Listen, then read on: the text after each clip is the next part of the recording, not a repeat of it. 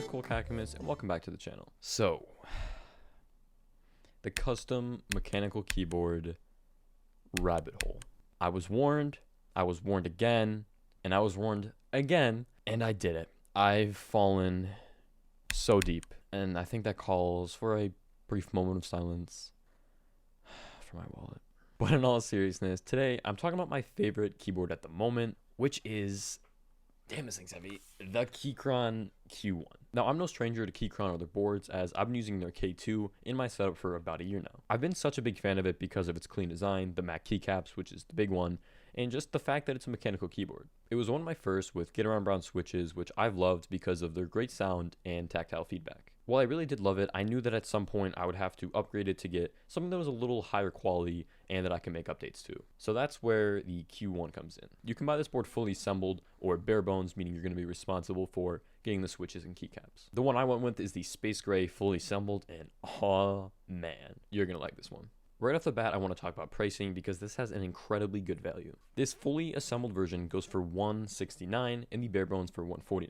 This is, in my opinion, perfect for anybody who's new to mechanical keyboards, wants to get into it, but also have the ability to upgrade it further down the line. I know for me, I've wanted a custom board for a really long time, but the biggest barrier to entry was just having to know, what case do I get?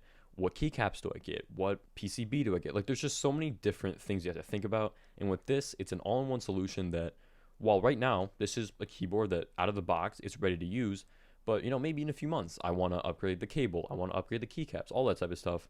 It's right there for me. The unboxing experience as a whole wasn't anything super special, but still a lot better than I expected. The box's design goes along with their usual minimalist style, just having the solid color outline on the front, and then some of the big features on the back side. Inside, you have the user manual, which obviously we all read, extra keycaps for Windows, and then they also have this red accent key for the escape button, but to be honest, I've never really liked how it looked, so I just swapped it out for the gray one. You get another baggie that has some extra screws, gasket strips, and then feet for the bottom, which are very much appreciated. The quick start guide just gives you some very basic information about the software that you can download and the buy-ins for adjusting lighting settings. Underneath all that, they actually provide you with all the tools you need to get inside and make changes to the board. There's a keycap and switch puller, as well as an Allen wrench and Phillips screwdriver. The design of this board is simply fantastic. It's a 75% layout, meaning that you retain a compact profile with 82 keys while still getting all of your function and arrow keys. This for me is honestly the perfect layout, as I don't want to take up too much space on the desk, but still want quick access to pause music or a podcast I'm listening to and quickly navigate through lines of code. One of my favorite things about Keychron and what got me attached to them in the first place is their focus on the Mac user experience with the media and modifier keys. This is really something that you don't see in a lot of keyboards, and so it's just super nice to have. With that said though, it still works flawlessly over Windows. I'm constantly switching between the Mac and my desktop without any issues. You can also switch out all the Mac modifier keys to match Windows, so it'll just feel like any other keyboard. I'm in love with the keycaps on here that are mostly white but with some gray accents because it looks really good with the case. It also matches really well with the rest of my setup, and it's kind of got me getting more into white and gray peripherals. At first, I wasn't the biggest fan of the text font on here, but it's already grown on me. Luckily though, at any point, I can just go blow $100 on a new set, so it's not a big issue. But it is, because my wallet is hurting.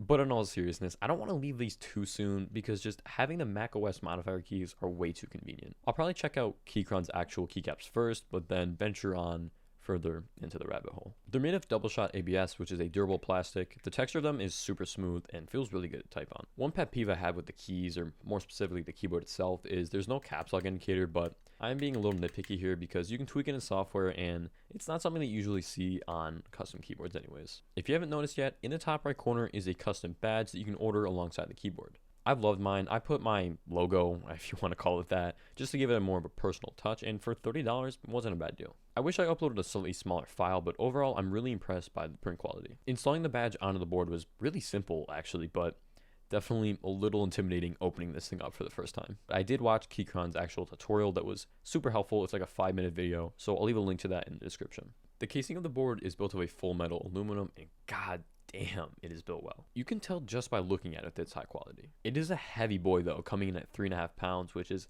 what I noticed as soon as I took this thing out. It hurts a little bit just trying to hold it up now, but heavy does equal high quality, right? It is nice to have something that feels more durable from them because as much as I did love the K2, it was made of a really lightweight plastic and didn't feel all too premium. With the Q1's thick casing, it is pretty tall, so you're going to want to have a wrist rest of some sort. I've been loving to use this one that's actually from Keychron the past few months, and I just want to publicly apologize because when I reviewed the K2 earlier this year, I kind of shit on this.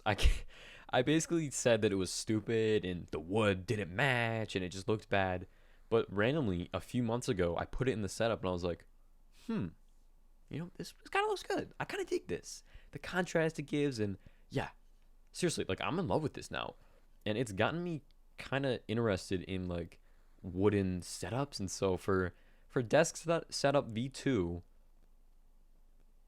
just stay tuned. Just stay tuned. It's going to be cool. Because this one is built for the K2, it is a little short, and so I'm thinking about potentially buying the one that's actually made for the Q1. So moving on to the switches, the one in my configuration are Gateron Phantom Browns. The reason I went with these is because I thought they'd be more or less the same as the Gateron Browns in my K2, which I've loved, and let me tell you, they're not, but in a good way.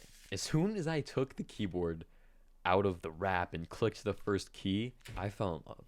Pretty much, I passed away for a couple of seconds. I don't want to keep waiting, so here's the sound test.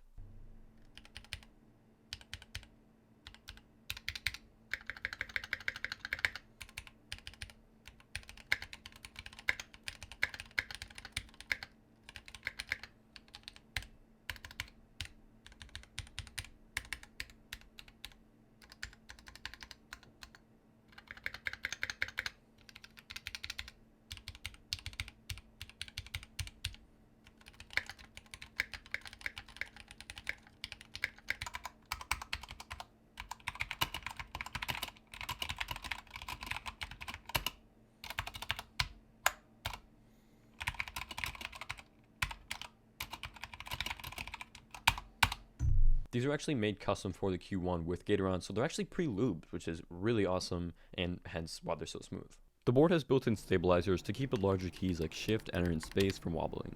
I noticed this especially with the spacebar as it delivers a very consistent click. One of the biggest issues I had with the K2 was that its spacebar was very wobbly. On the Q1, its gasket mounted design isolates the circuit board from the case itself, so you're going to have a more cushioned feel and dampened sound. In my use though, I have noticed that because of this fairly hollow metal design, there is a little bit of an echo to it. As far as lighting goes, the RGBs are self-facing towards you. The colors will actually have a slight tint because of the switch color itself, so for example, with the brown switch, it has kind of a coffee effect. I haven't noticed this too heavily though, mostly because the keys themselves aren't shine through, so you really only get the full effects if you're looking at it from a very specific angle. It's definitely a little disappointing, but not a huge deal for me because I usually just stick to a solid color anyways. If you are interested in some unicorn vomit though, there are some options for it. Hitting FN with either Q or A will cycle through all the different presets. Then using FN plus E or D will change the hue. As far as connectivity goes on this board, there's a USB-C port on the back for a wired cable. You'll also get a USB-C to A adapter included, which is super nice if you're going to be using this on a desktop that has limited or no USB-C ports. There's no option for Bluetooth, but I don't mind because it's never going to leave the desk, so the cable isn't an issue. And honestly, from an aesthetic standpoint, I really like how the coiled aviator cable looks. It'll match whatever color option you go with, so in my case, space gray,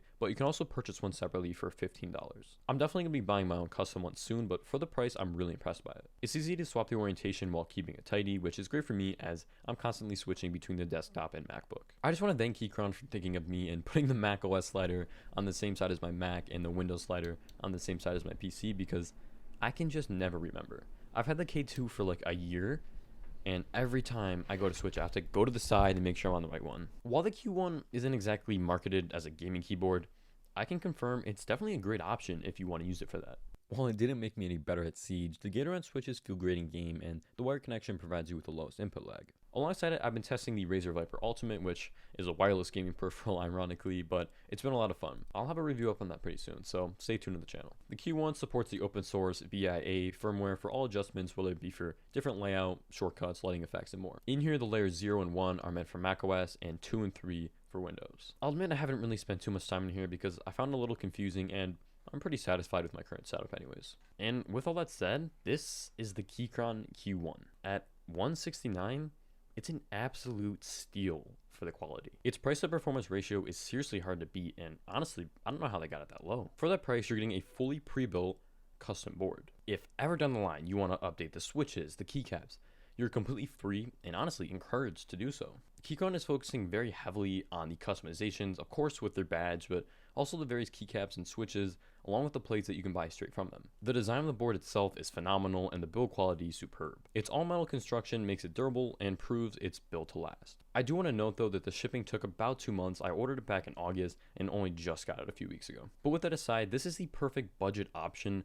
for people wanting to get into mechanical keyboards without going the full mile of building one on their own. I've been extremely impressed with the quality of this thing and can't wait to make it even better with some updates down the line. To all of you who have made it to this point in the video, I want to say thank you. I really appreciate it. If you want to see more of my tech content in the very near future, be sure to drop a like and subscribe to the channel. Until next time, take care.